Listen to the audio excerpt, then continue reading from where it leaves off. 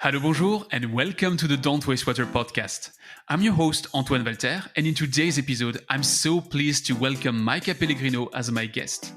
Maika is Senior Project Manager Water and Wastewater at Jacobs, one of the world's leading engineering companies.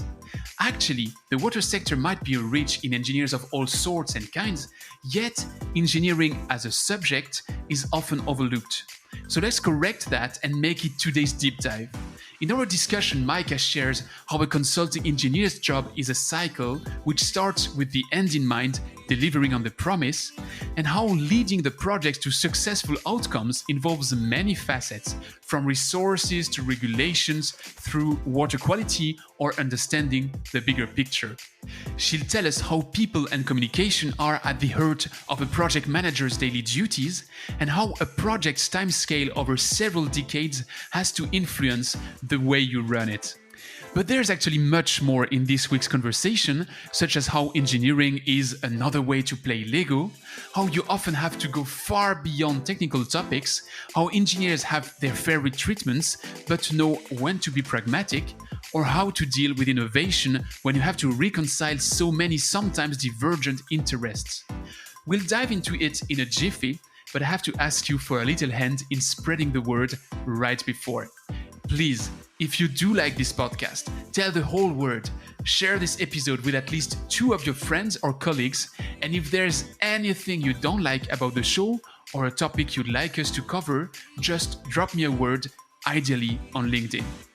Do it, share it, I'll meet you on the other side.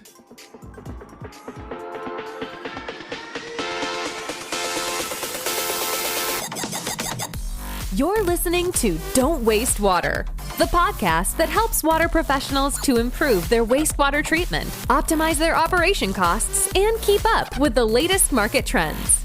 This podcast is brought to you by GF Piping Systems. As a leading supplier of piping systems made of plastics and metal, GF Piping Systems is the global expert for the safe and reliable transportation of water, chemicals, and gas. For more information, visit gfps.com. So hi Maika, welcome to the show. Hi Antoine, thanks for having me. You're based in Toronto right now, so what can you tell us about Toronto that people would dream to go there once they can? We have beaches. Oh, really? Very good beaches. So even if it's a lake beach, is very good. Like you really can enjoy summers in Toronto. So you see, when I was thinking of Toronto, I would never thought of a beach. So that's really a good one. So thanks for sharing that one. Actually, watch me have a terrific accent for my first question. When I was checking your path on LinkedIn, I saw that you studied, and I have to read my notes for that, Ingeniería Ambiental, which I would roughly translate as environmental engineering. Is that right? Yeah, so I actually started like in Brazil. I started as engineering. You don't start on a specific engineering. I started as engineering, and then I moved to chemical engineering. And at the end of chemical engineering, you can choose more like fields you want to follow. So I followed environmental at that point. I was focused thinking about food industry and environmental, but I guess like my heart was stronger than my stomach at that point. So I end up in environmental, and I always like it outdoors, outside, animals and everything. So that was the environmental element, but how did you move to water inside this environmental bigger topic? Yeah, but I was working in an environmental. I was already working with water somehow. I was working at first with groundwater remediation, which is basically treatment of groundwater to kind of be injected back in the soil. And then I was working with water resources, but was basically working with the water and wastewater plants and where to install and what's the level of treatment required to not affect the water resources. So I was already working with the water and wastewater treatment in a certain way, but just as environmental engineering, that was not paying the bills. So I kind of need to go for something that, like, anyway, I was like a recent graduated engineer. So environmental was not paying the bills. It was like super overlooked in Brazil. So at that point, I had the opportunity to join Degramon, which is Suez nowadays, on the water and wastewater industry, like pure water and wastewater treatment. But it was still connected somehow. Like there was like a lot of knowledge that I got gained on my first years that I could apply at Suez at the time. And it just kept going. And so your career inside Suez brought you to Canada where you stayed. So yeah, so actually we pushed, like me and my husband, we wanted to move out of Brazil just to experiencing something different. And it was good that Suez allowed me that opportunity to continue in the same company and doing the same thing. At the time we moved to Montreal, we thought we would just spend a few years and go back to Brazil, but 13, 14 years after, here still am I. And I don't think we are coming back soon. But anyway, kind of that grow in my heart. So what's interesting here to me is you mentioned that at the time you were working for Degramon, which is an EPC company, basically, if you want to make it simple. And now you're working for Jacobs. What's your role at Jacobs, and how did you switch from EPC to really engineering? Yeah. So when I started at Degramon in Brazil, it is a EPC company. So I was involved on the entire treatment process, I would say, like from raw water to distribution, and either as application engineer choosing like every single step and designing every single step, or as execution engineer as well, like kind of participating on the procurement and going to site, overseeing the construction, commissioning the plant. Like my first 2 weeks at Suez was commissioning a wastewater treatment plant. So in Brazil, I was on the EPC chain, so I was seeing like the way business was done is different. When I moved to Montreal, to Suez in Montreal, here the municipalities are really small. The way business are done is different. Like the EPC does not have much room here, like does not have much space here. So we were basically just delivering one equipment in a treatment chain designed by a consultant engineering. So after a few years, my first few years here, it was actually good because it allowed me to see different process it was small projects, different process, and a number of process. So like the number, like as IPC in Brazil, I got participated maybe to 10 projects. In Montreal, I got participated in 30, 40 projects. So because they were small, like then you get more number of projects.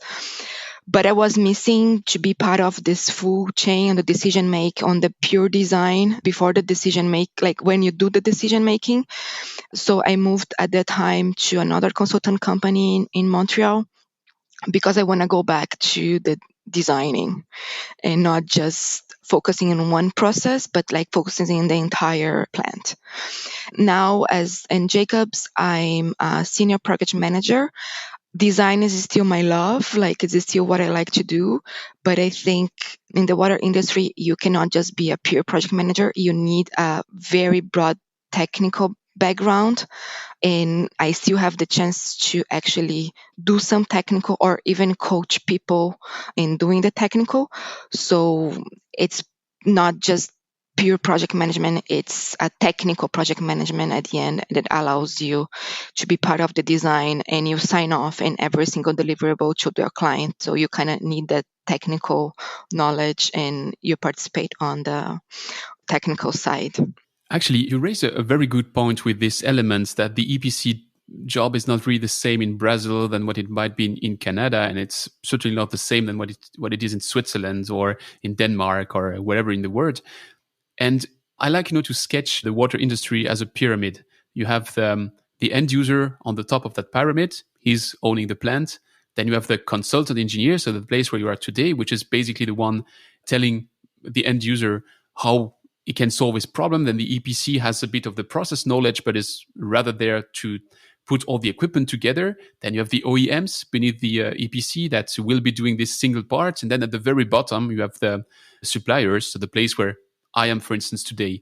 I'm sometimes wondering, OEMs want also to go a bit into the EPC world. The EPC wants to do everything and say they can be a one-stop shopping for the end user. And consultants, if you go to the website of Jacobs, for instance, it seems like Jacobs can also do everything. So it sounds to me like the borders between all these words are kind of fading. Is it something which is fully wrong, or what's your opinion there? You are not wrong, and it really depends on where you are in the world and on, like, what's happening. But even if you take Suez, for example, they can be a IPC, they can play a role as OEM, they can play a role as end users because they do operate some plants. So yeah, there is no distinctive line, and I think that's part of the beauty of the industry. So to focus back on what you do today, you're working in a consultant engineering company. Where would you say that your job starts on a project? When do you get first involved, and who's your interlocutor? So where my job starts in the project, Yep. it's a cycle as well, right? So where Okay. if you take a specific project, where my job starts is actually delivering a good project to a client that recognize your competence, and then he wants you to be in another project coming. So you would be involved in kind of making your client happy at a current project, and then for the upcoming project we would be involved in if the client needs to help out them to tailor their request for proposal, if he has questions or anything like this. And then once the request for proposal is out, I would participate on the proposal itself. And then if you win, and then you start executing the project, but you still kind of have to do a good execution, otherwise you don't get the next chance. So that's why it's like a cycle. So I'm glad to be part of the entire cycle, like from the execution to proposal. And when we were talking about the execution, sometimes you have the planning stage, and then you have the design stage and the construction stage. So I also participate in all of these stages for different projects in different time. So it really does give you the entire cycle. Actually, the reason why I'm asking you that is because I was cooking a provocative question. Don't take me wrong here. I don't want to put you in a bad position, but you might be seeing behind me, I have this water treatment handbook from De Gremont. And let's say I'm an end user. I take that book, okay, it's 1,500 pages. I have to digest that. It's not very easy, but there's also a summary, so I could go directly to my problem and see the issues. Why do I need a consultant engineer to help me out? I mean, come on, it's water. It's easy to treat, isn't it? It is, if you know what's happening first. But in every single project or every single concern or issue or challenge is very specific, right? Like, it's not about just taking the book and reading. It depends on, you are the end user, you have some sort of knowledge, but first, do you have the workload to do it?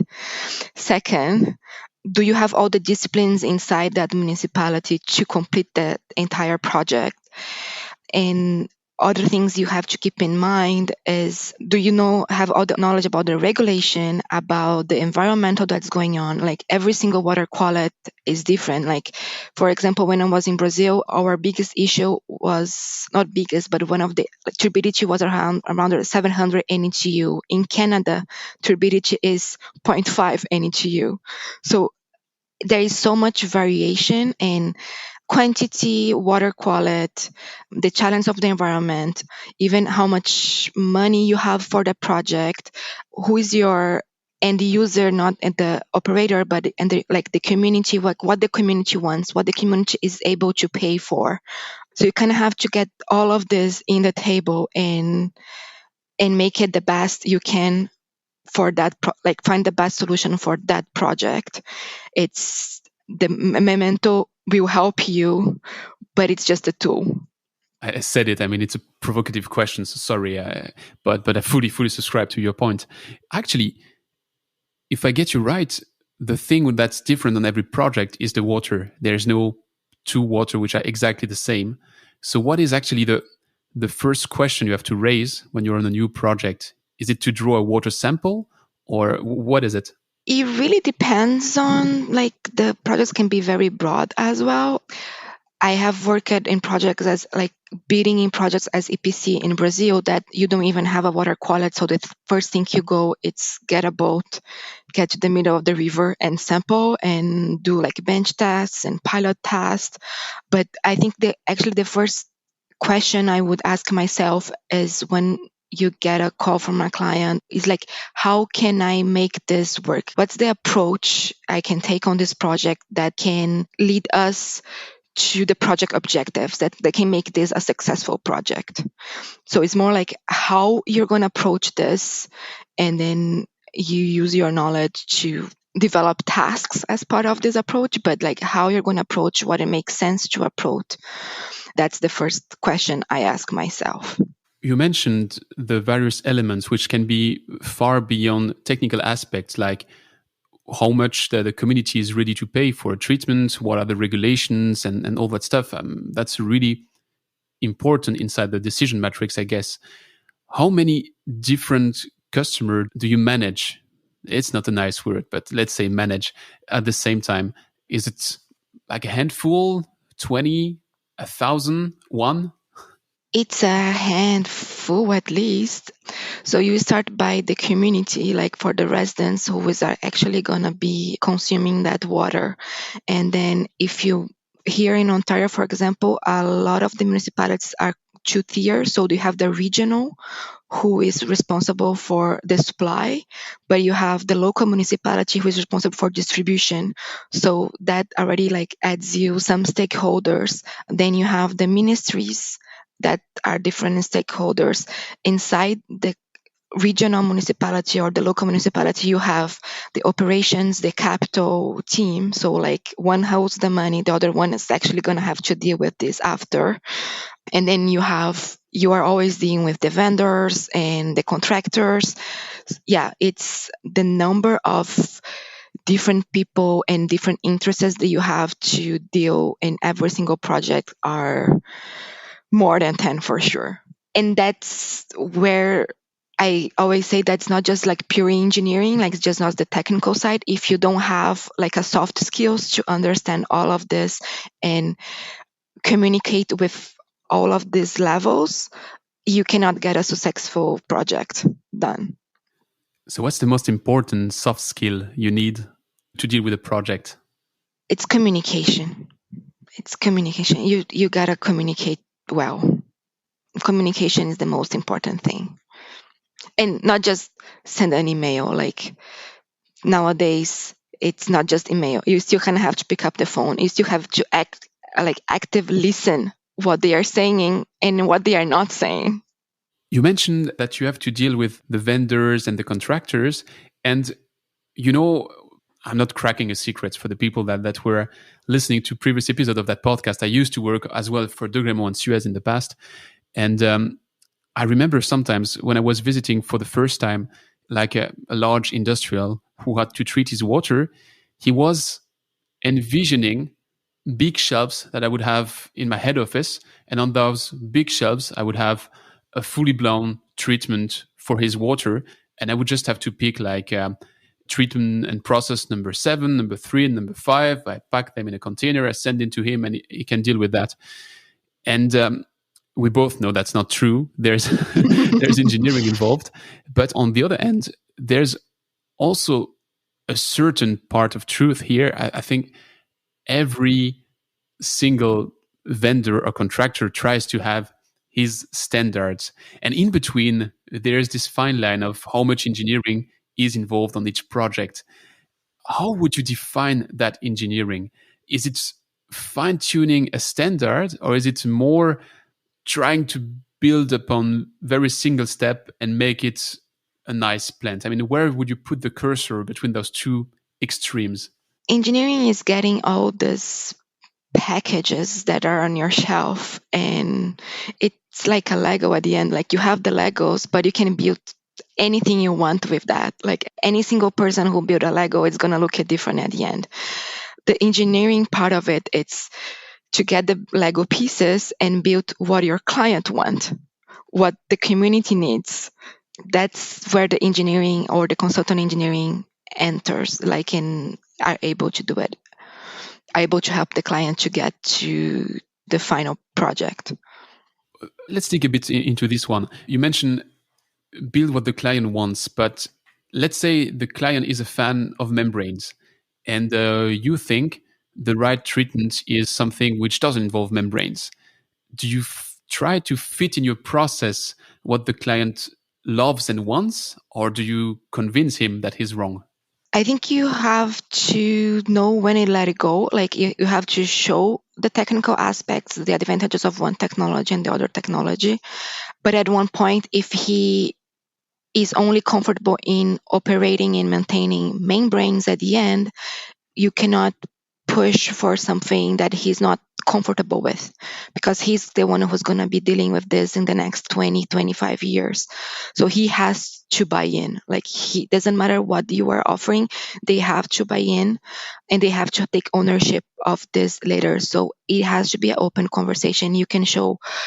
The consultant can show the benefits of every single one, and sometimes maybe what they wanted, they don't have the budget to pay for it. Like, so it's always like in every single aspect there is a compromise, I think, in both sides.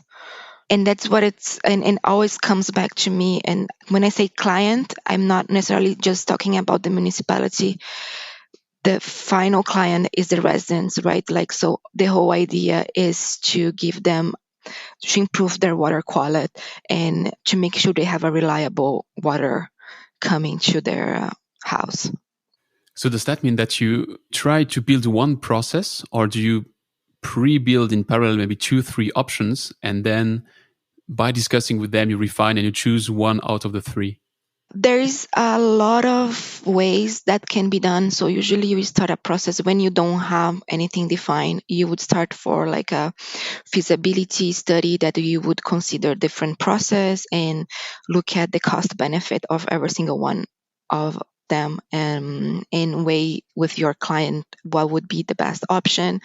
There are some, for example, in Ontario, there are some regulation that allow on your planning, when you are planning for a new project or you are planning to add treatment, or if you're planning for expanding a plant, or they do require you to follow a planning process, which is called municipal class environmental assessment, that you have to take all of this in consideration, and not just it's not what the client necessarily what the client wants, but what would be the best for the environment. And environment accounts social, economical, natural, vegetation, animals, the community itself. Like, if the construction would disrupt the community for a long time, maybe it's not the way to go. So all of this aspect is taken in consideration in every single project. So when we say what client needs, it's not like what a single person needs, it's more broad. And yet, in the water industry, that's the beauty of the water treatment as well, is that you can have several ways to treat the water. There's not one that works and all the other that don't. There are advantages and drawback for each of them. So, if I'm walking, for instance, in Switzerland and I visit some plants, I bet you I can recognize who was the consultant on each of the plants, because you can notice that there is kind of a favorite way to do things, which is slightly different from one company to another. Which leads me to that question. Do you personally have a favorite treatment? Do you think Jacobs has a favorite treatment, or are you fully agnostic? I think in general, people are not agnostic, and I cannot say Jacobs has a favorite. I think it depends on which engineering at Jacobs you are talking with. I, of course, have my favorite ones. Like, I'm a little bit averse of chemicals. Mm-hmm. And I think, like, if you can treat without, why you would add chemicals, right? Like, if you have solutions that take less, like, why you would add chemicals to a water that is already good? Especially in Canada, like in Brazil, you could not, like, you need them, but in Canada, the water is, if they are so lucky, the water is already good. So why would you add more stuff to it? But doesn't necessarily mean that I'm gonna be able to work only in this type of project here. So you try to avoid chemicals as soon as possible. I get that. Makes about sense to me. But let's say I try to make up a fictive example. Let's say I'm a vendor of forward ultrafiltration. I mean, really try to making something up which doesn't exist, which is difficult. But no, let's take a real example. Let's say I'm a supplier of ultrafiltration skids, and I happen to have a good relationship with you just because in the early stage of a project, you know that I would support you. I would make calculations for you. I would not ask you what's the project, who's the client. I would just help you. Would that influence you? Or would you just keep saying, you're just another supplier? I don't try to trick you, sorry, but I'm just No, curious. I know. I think the relationship is important, but I don't think the decision would be made just because of it. Like, you still have a professional responsibility to offer or discuss with or present to your client the best options. And what's the level of granularity up to which you would go? I mentioned that pyramid, and you are quite at the top of the food chain, if I might say so. If now a supplier of valves or pumps come to you and say, hey, I think I can help you because, if you replace that valve by that valve, it's going to be much better. Is it something you would really consider, or you have all these other stages of the pyramid in between so that you don't have to deal with every single little detail of the plant? I already had to deal with every single detail of the plant, like up to what's the material of this nut you're gonna put. But nowadays, I'm less involved with the little detail. But I think it's important. I think if the supplier or the OEM has something interesting that can make that project better, why not listen to them? But then you just have to be cognizant that you have to weigh the options and see if it's really would improve the project.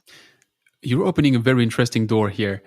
If I come to you and present you a brand new process, and I have many lab studies that shows it's wonderful, it's nice, it's 30% better than whatever exists, but I don't have a full-scale reference. What would be your position? What do you think is the right position as a consultant? Where do you put, again, the cursor between the risk? Because, of course, I never built it full scale, so I might be just making up my numbers. But on the same hand, it looks interesting. It looks promising. So how do you deal with that? First, I would tell you to go see the municipal clients as well, not just the consultant, because they have to buy, like we were discussing, they have to buy in a new technology. They are the one financing it, and they are going to be deal with this. So they have to have the courage to bet in a new technology, in an innovative technology. And if the supplier or the vendor he has to work like all the ends, not just the consultant, because the consultant alone, he would never have enough the voice not going to be strong enough to get this going by itself. But it's a long way. Like, from what I have seen, most in Canada, the clients are very conservative and they are not open to pilot scale results in a full scale project.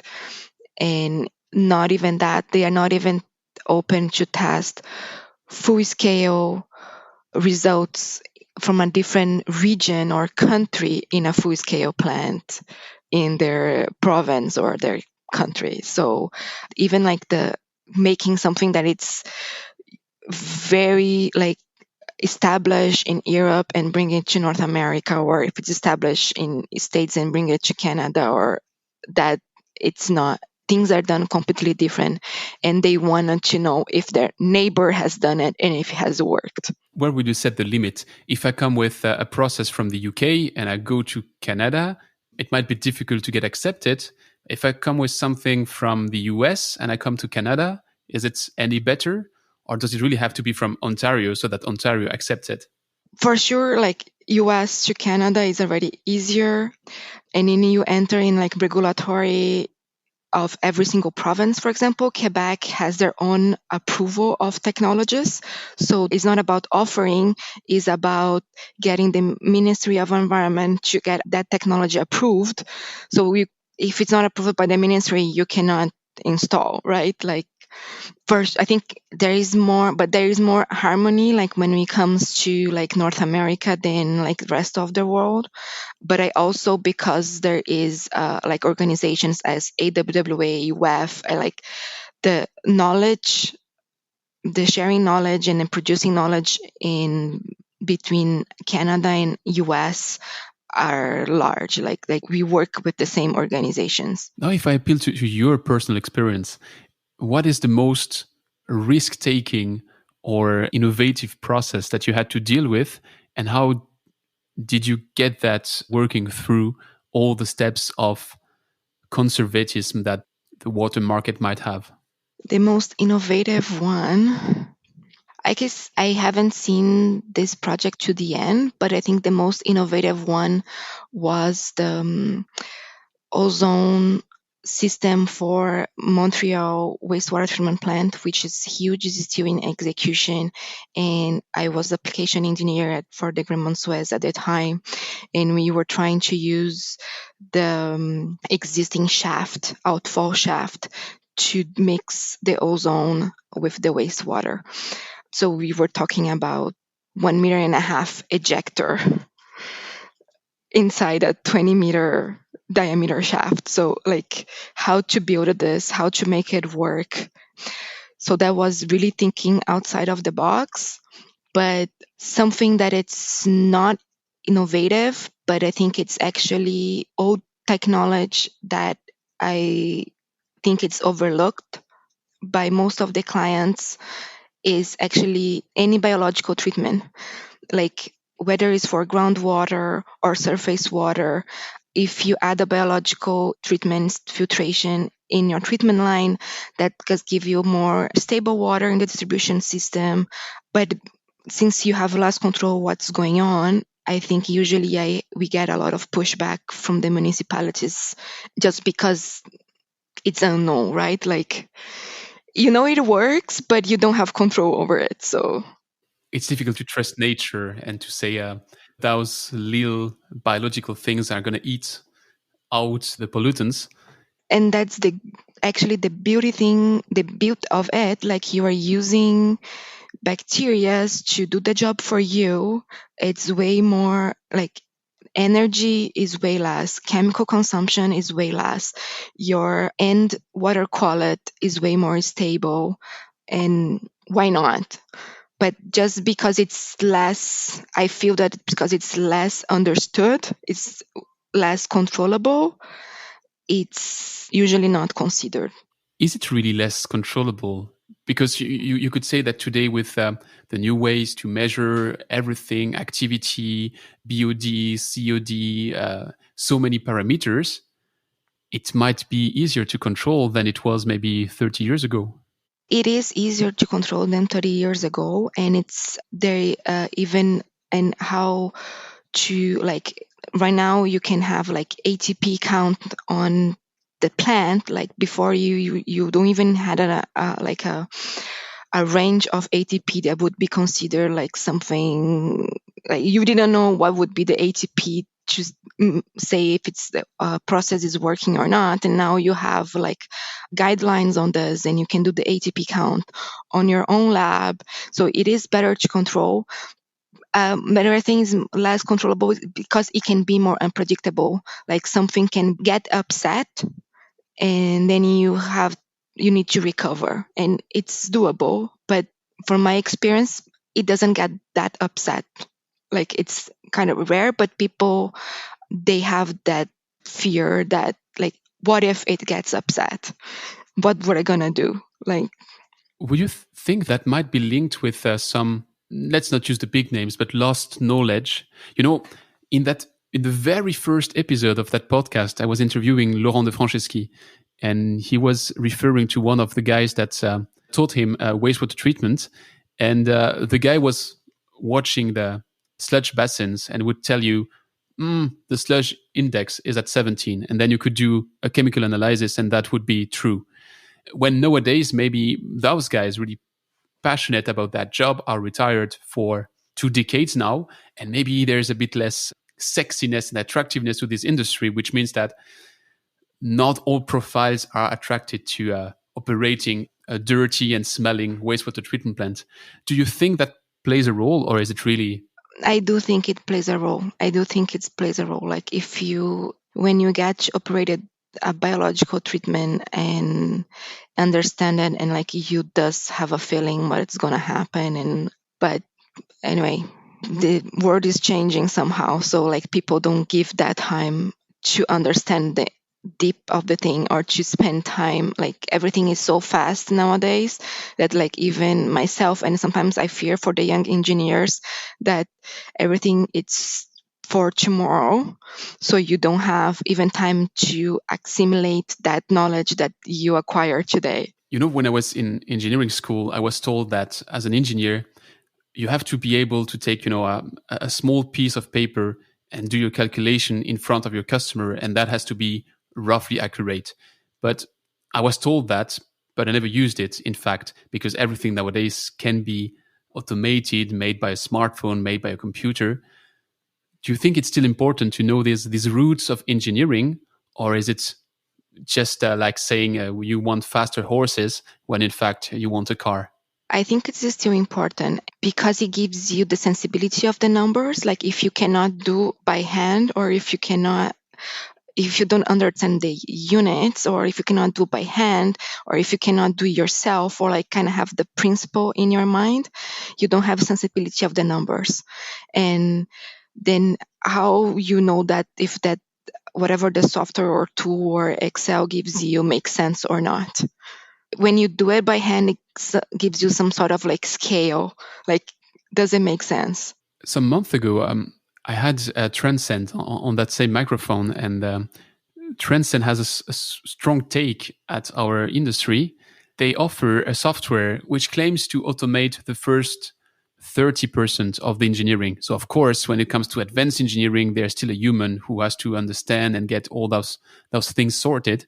But their belief is that the first 30% of rough engineering, first steps, can be automated. And actually, they don't even believe it, they also do it.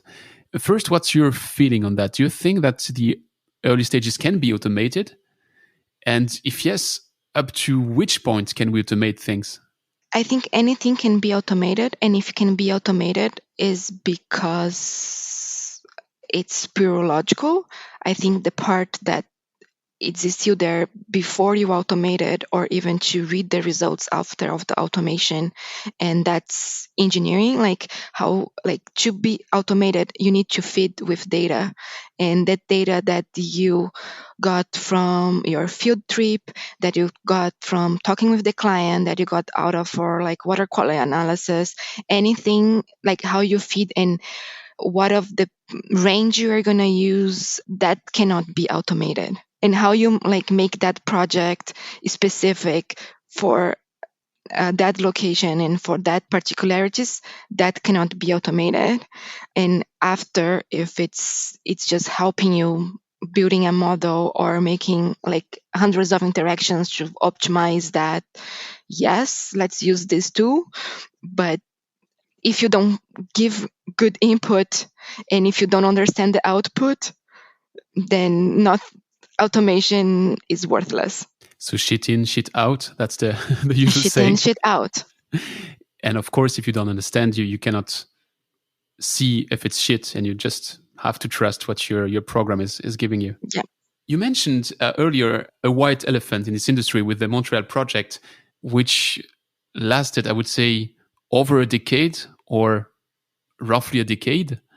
Is it an exception, or do you have also in your daily portfolio of projects you're dealing with, some of them which are really lasting for years? No, yes, there are some projects that has been executed within the schedule. I have been through a lot of projects like that. They are not always complicated or like super political. Yeah, there is still projects going on. Like, of course, you can never know. Like, once sometimes you break ground, you never know what's gonna find, and something can delay construction or whatever it is. Or regulation. I have been to projects that regulation changes in the middle, so you have to restart. Things can happen, but I think we are getting better and better and better in actually executing them within the forecasted schedule. But what would be the average schedule of a project? Let's say a wastewater project, for instance. A wastewater project. So I would say like 20 years. And why I'm saying this? Because if you just, everything starts at the master plan level, like how this community is going to grow, when I'm going to need this wastewater plant, how much water they will be consuming. And then if you don't identify it from 10 years from now that you need expansion, and then you don't start putting the budget to actually construct that 10 years from now, you're not going to have a project. So 2 years of construction, it's nothing when you look at the 20 years. Like the municipalities, the clients, they do start looking at this 20, 25 years before they actually need to invest on that. And actually, if they don't, then that's when they start doing projects that is just putting silver tape here and there, and it's not the best outcome. Like you kind of need a good planning phase, and then to think how you're going to actually like do the procurement. It's going to be a conventional procurement. You're going to go to like a EPC or like PPP, and like all of this start way before than the actual project. So the timeline of a project, it's very large. That means that as a consultant engineer, you really are in a long-term relationship with the municipality. You are in a very long-term relationship. But that's when things go right. But does that happen also to see some divorce? There is a lot of divorces. I have seen divorces. I have seen marriages.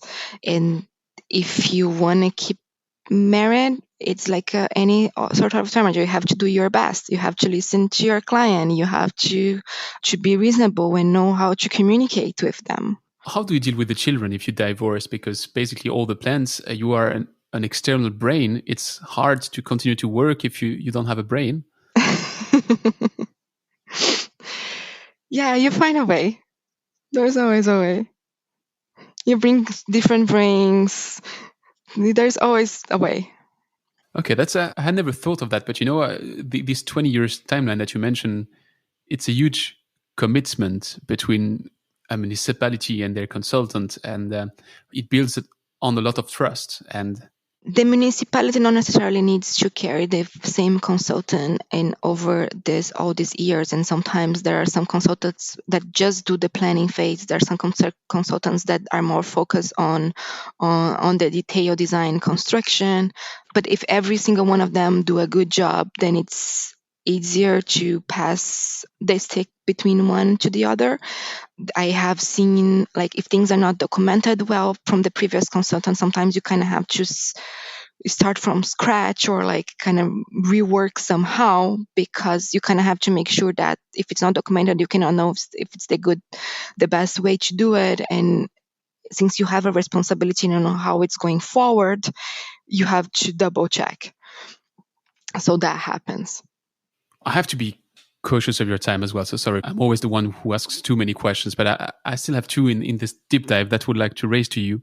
The first is, what is the thing you've learned the hard way in your job as consultant engineer?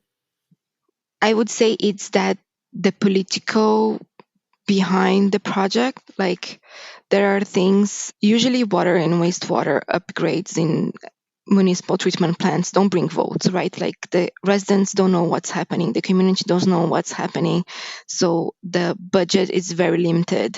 So I think the challenge, it is like how you justify that budget and like how you make the high management at the municipality understanding that is required and how you get their attention that it deserves. And at the same time, be cognizant that like whatever project you are working on, it's taxpayers' money, right? Like, so you have like a professional commitment to do your best and like use your best judgment. So I think that would be the hardest thing as a consultant engineer. Very interesting one.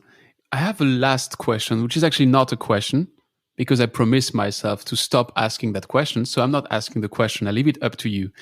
But we have a 85-15 gender quote in the water industry between men and women. And I'm just wondering, as I said, I'm not asking the question because I find it quite unfair for every woman I have on that microphone to have a strong opinion on that. So I don't want to push it more than it should. But do you have a strong opinion that you'd like to share here? Or shall we just say that we are two water professionals and our gender has nothing to do with the discussion?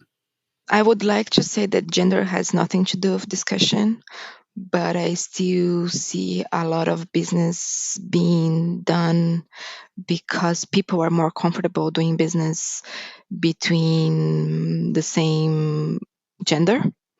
They find a way to have a easier conversation, an easier talk, easier communication. So I still don't think a woman has equal opportunities. But as a woman, I think that the gender discussion has to keep going in general, not just on the water industry. Like, we still don't have the same opportunities. And for the water industry, I wouldn't expect a 50% ratio, just because I think sometimes don't interest women as much as men, like the construction part of it, but the important is just to have equal opportunities. And do you think you have those equal opportunities today in Canada, for instance, which I would imagine as a forward-looking country? I would say Canada is... I think it's different from Brazil, but I'd not necessarily say it better. For example, from my experience in both countries. I have worked some in US as well. They all have, at one part of the chain, one of them have different concepts or like different inequalities. Some, I think here, as in the office, you probably have the equal opportunities, but maybe not on the field. Or like, I don't know how actually, but like when I was on the field in Brazil, I was actually find that I had the same opportunity, but not necessarily in the office. Okay, so the other way around. So I think it depends on where you are and where the country you are. There's still room for improvements for sure. Again, I don't expect 50% ratio just because women have like different preferences in life, but just that don't make that a no. All clear. If it's good with you, I propose you to switch to the rapid fire questions. Sure.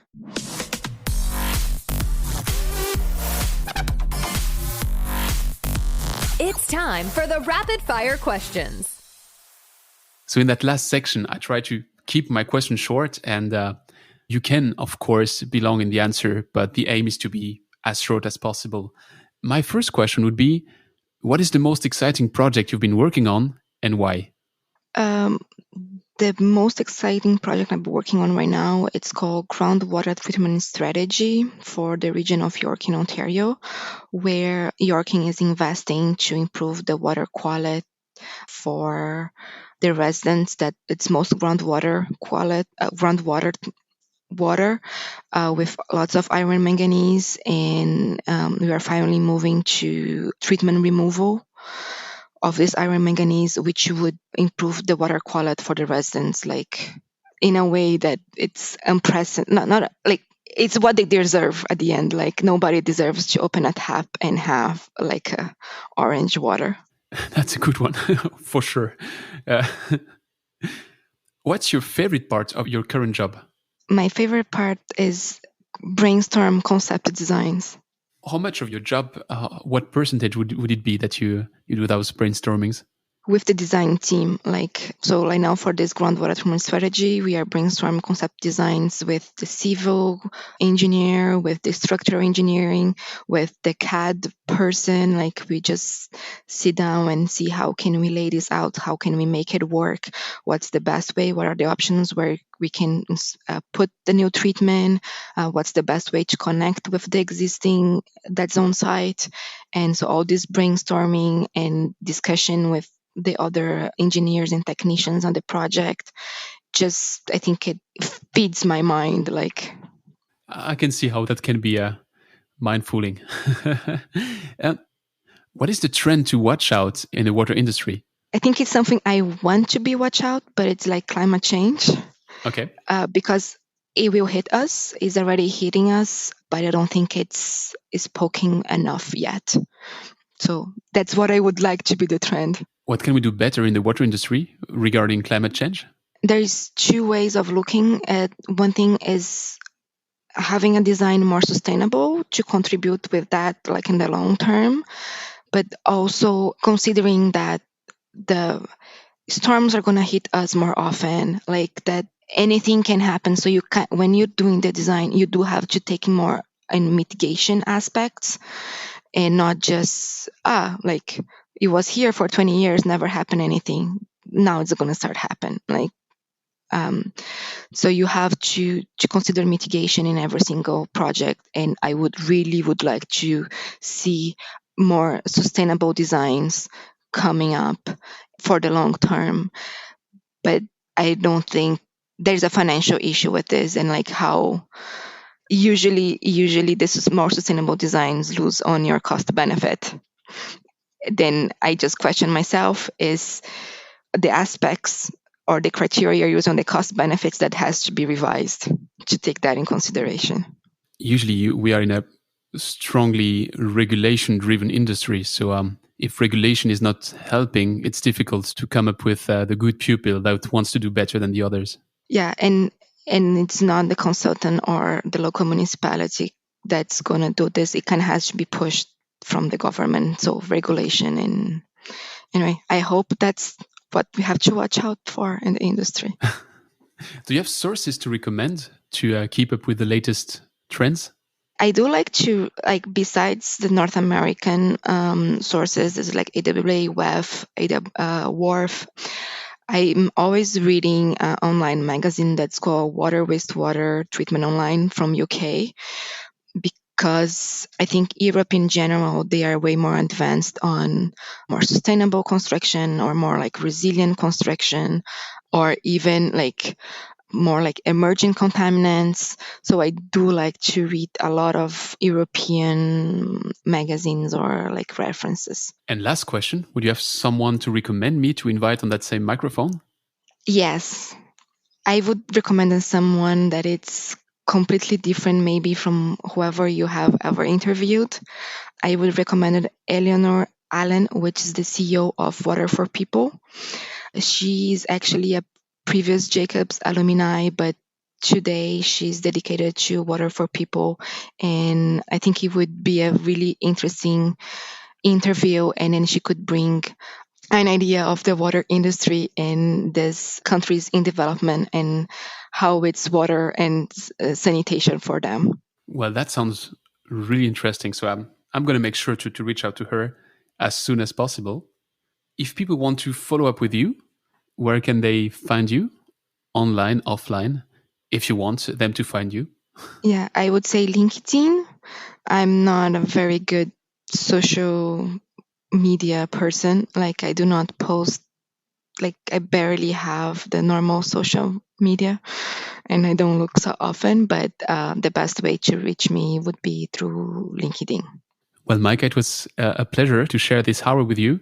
I've learned many things on your consultant engineering world and a bit beyond. So thanks for sharing. Thanks for inviting me. I hope to have the opportunity to talk about your long-term relationships with those municipalities in a future. Let's see where I'm headed, on the marriage or divorce. Hopefully on the good side, but hopefully on the good side. Yeah. Thanks a lot. Okay, thanks. Bye-bye. Thanks for listening to Don't Waste Water. This podcast was brought to you by GF Piping Systems. Loved this episode? Head over to Apple Podcasts to subscribe, rate, and leave a review. See you next time.